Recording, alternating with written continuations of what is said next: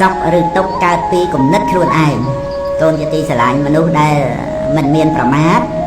រមែងមិនបដាច់បដោយសំបីតែគំនិតគឺជាអ្នកមានស្មារតីគ្រប់គ្រងគំនិតរបស់ខ្លួនមិនឲ្យផ្លាត់គំនិតដូចជាការដើរដួលក្នុងផ្លូវរអិលនោះឡើយជាធម្មតាក្នុងជីវិតរាល់ថ្ងៃរមែងមានសុខមានទុក្ខក្នុងចិត្តទៅតាមគំនិតរបស់ខ្លួនព្រោះហេតុដូច្នេះហើយព្រះសម្មាសម្ពុទ្ធទ្រង់បង្រៀនឲ្យមនុស្សយើងស្វែងរកនៅសេចក្តីសុខតាមផ្លូវចិត្តដោយការប្រយ័ត្ននៅគំនិតខ្លួនឯងបើគ្រប់គ្រងគំនិតមិនបានទេគំនិតនឹងហើយដែលតែងតែបៀតបៀននៅចិត្តខ្លួនឯង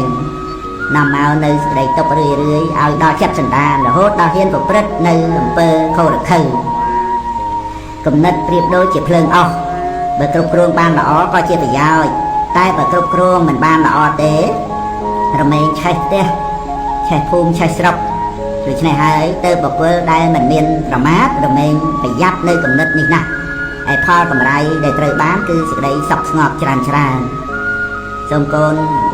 ខំប្រឹងប្រែងរកនៅសេចក្តីសុខអំពីគំនិតរបស់ខ្លួនឯង